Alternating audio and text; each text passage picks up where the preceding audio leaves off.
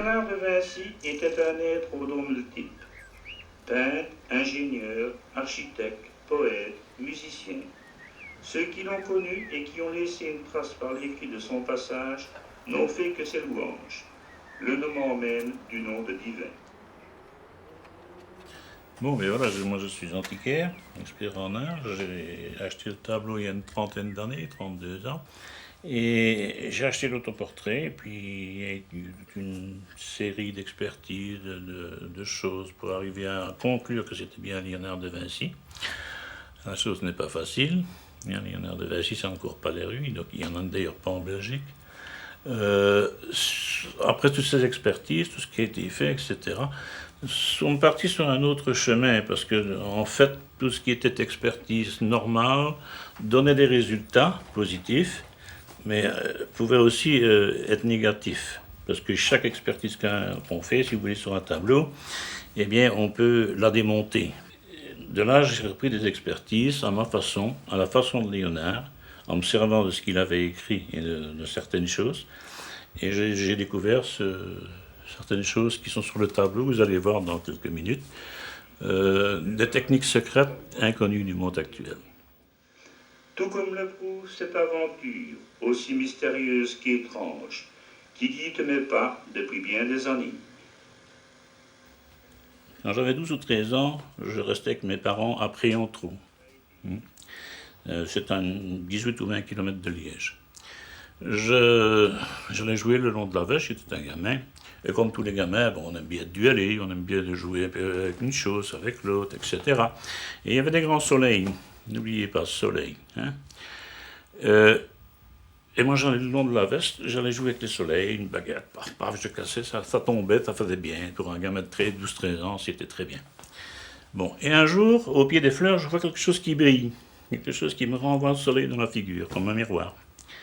Et je vais voir, tant bien que mal, parce que les soleils ont des grosses tiges.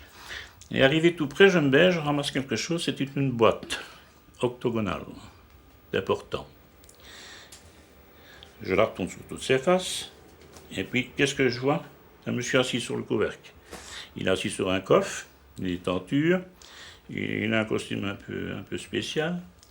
Et là, il y a quelque chose qui se passe, il y a un phénomène qui se passe, quelque chose de bizarre.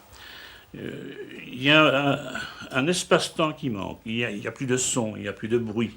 Je n'entends plus le clapotis de l'eau, je n'entends plus rien. Je veux jeter la boîte, ça commence à m'effrayer. Pas oublier que j'ai 12-13 ans à cette époque-là. Et puis non, je veux l'acheter, je la garde, et je la reporte, et je la mets chez maman. Et maman a mis ses photos de famille dedans jusqu'à sa mort. Puis c'est ma sœur aînée qui l'a pris. Elle est du côté de ma Marchand-Famenne pour l'instant.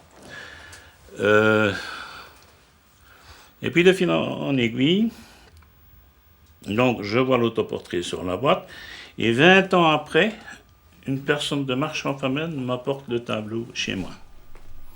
Ce tableau qui était sur la boîte.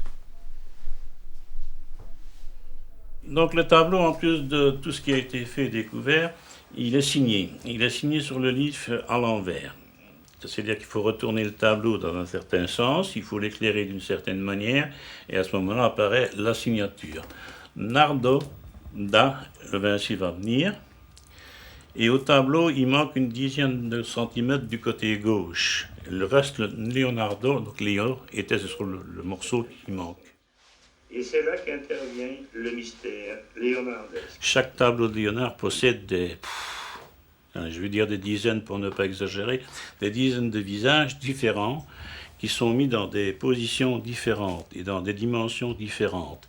Il faut, pour les faire apparaître, connaître premièrement les clés, il faut connaître aussi la machine qui fonctionne avec et la façon dont Léonard disait ceci, il faut placer l'aspect avant la situation. Donc vous devez placer le tableau et tout l'ensemble avant d'avoir une situation valable. Vous avez le portrait de la Joconde. En fait, c'est la Joconde qui est ici. C'est fort important parce que apparaît du côté gauche du visage, le visage de Léonard de Vinci. C'est le visage de l'autoportrait que j'ai. Donc voyez-vous, il n'y a pas moyen de se tromper, puisque le tableau est signé Léonard de Vinci, puisqu'il porte les griffes de Léonard de Vinci, la technique, c'est le sfumato, c'est ceci, c'est cela, ça c'est des côtés techniques très complexes, et qu'on retrouve accroché à la Joconde sur ce côté-ci, on retrouve le visage de Léonard de Vinci qui apparaît dans la technique invisible. Vous allez voir ici, maintenant, vous avez la tête de la Joconde qui vient. Elle ferme un œil ici. Là, il y a l'œil qui est là, qui va servir à l'œil de Léonard qui va venir là. Voilà, son œil est au milieu, c'est assez étonnant. Vous voyez, ses yeux bougent. Regardez, voilà. Donc, elle a les pupilles qui bougent. Voilà. C'est assez important. Ce n'est pas du paranormal inventé. Vraiment pas nécessaire avec tout ce que j'ai. Vous voyez, c'est du paranormal qui est là. Il est vrai. Il est provoqué pour une raison que je ne connais pas, mais il est provoqué par quelque chose, je vais dire, qui vient de l'invisible. C'est encore quelque chose pas facile à croire, mais pourtant c'est vrai. Et on dirait vraiment que quelque part, il y a quelque chose qui veut que ce genre de travail ressorte, que ça ne soit pas oublié par le temps. D'ailleurs, Léonard lui-même, il a codé son travail pour ne pas que ce soit oublié. Il a fait un tas de remarques, de recherches, etc. Il a montré qu'il y avait quelque chose. Il dit par exemple, en première remarque sur un de ses préceptes, si tu rencontres quelque chose qui t'étonne sur une de mes œuvres, continue, tu es sur le bon chemin. Léonard nous a laissé parmi différentes choses, et ici entre autres par son traité de peinture, les clés, des morceaux de clés pour remonter ce cinéma, pour le faire fonctionner. Et alors, il explique par certains dessins, par des annotations, qu'en fait, ce n'est pas réservé uniquement des élèves en peinture. Donc, Léonard nous dit ceci. Il dit plutôt ceci à la dame qui va essayer de tourner une page du livre, mais nous savons maintenant que les livres sont des peintures. Les peintures de Léonard sont des livres. Donc, elle voudrait tourner une page du tableau, et elle ne sait pas comment faire, donc Léonard lui explique par son dessin. Il lui dit, tu te sers de la sphère que tu as sous le pied pour projeter un écran d'ombre sur la peinture, parce qu'en te servant de l'ombre et de la lumière et de certains angles, tu débusques ce qui s'y cache. De toute façon, c'est une petite partie des clés de Léonard de Vinci. Moi, je ne travaille pas pour moi, je ne travaille pas pour de l'argent pour moi, je te l'ai expliqué. Je travaille pour mettre ça en place pour l'humanité. Je suis d'ailleurs diplômé pour ça, parce que j'ai ouvert les portes à quelque chose pour l'humanité. Et ce n'est pas pour moi que je le fais. Je fais ça parce que je trouve que dans les œuvres de Léonard, il y a tellement de choses que j'ai vues et qu'on peut aller rechercher quand on connaît les clés, quand on connaît le système de travailler. Il y aurait du travail là-dedans pour, à mon avis, allez, je ne vais pas crier, mais je vais dire 200-300 ans. Même en travaillant à fond à plusieurs équipes spécialisées, tellement il y a des choses bizarres et qu'il faut contrôler, qu'il faut regarder, qu'il faut mettre en place.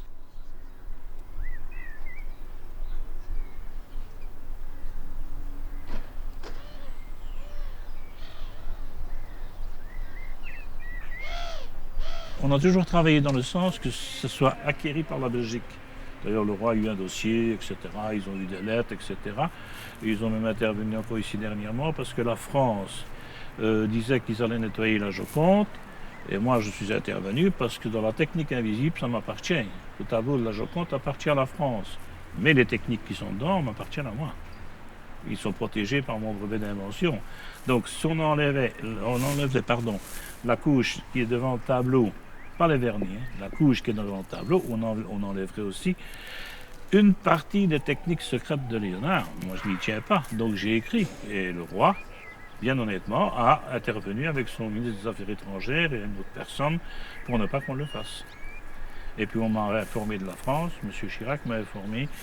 Et c'était un conservateur du musée, c'était pas M. Chirac. M. Chirac, il m'a écrit après pour d'autres raisons. J'ai été informé qu'on ne toucherait pas à la Joconde. L'autoportrait de Léonard de Vinci a été une chose, si tu veux, c'était la plus belle pièce de l'antiquaire à cette époque-là. Et souvent, je la mettais dans son coffre, elle restait dans son coffre des mois, des années, même des fois qu'elle a resté. Et puis un beau jour, je l'ai ressortie du coffre Et je dis, il faut quand même que je fasse quelque chose avec ça, qu'est-ce que je vais en faire? Et il y avait plusieurs solutions, il y avait des gens qui m'avaient offert 1 million, 2 millions, 3 millions. Hein. Puis je m'étais dit, ben non, on va pas faire ça, on va essayer de le reclasser pour le pays. Et alors, bon, ben, de là, de fil en aiguille, on en est arrivé à des tas de choses. J'ai créé le musée parce que je voulais montrer à l'état belge ce qu'on pouvait faire avec ça. Quand je parle de l'état belge, ce n'est pas le roi et tout ça. C'est la direction des arts à haut niveau qui avait les moyens, si tu veux, de m'aider à mettre tout ceci en place plus loin. Parce que ce que je vous ai montré jusque maintenant dans le film, ce n'est rien à côté de ce que je sais. C'est de la petite, c'est un petit amuse-gueule, je veux dire ça comme ça. Mais ce n'est rien à côté de ce qu'il y a dans le tableau de Léonard et dans ce qu'il y a encore à trouver et à mettre en place. Donc j'avais besoin d'aide pour le faire et j'ai cherché l'aide. Malheureusement, je ne l'ai pas trouvé.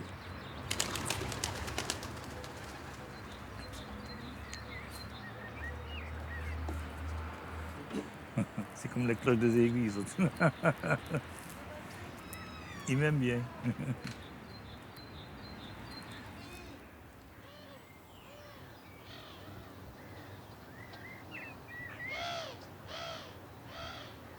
Si tu rencontres quelque chose qui t'étonne sur une de mes œuvres, continue, tu es sur le bon chemin.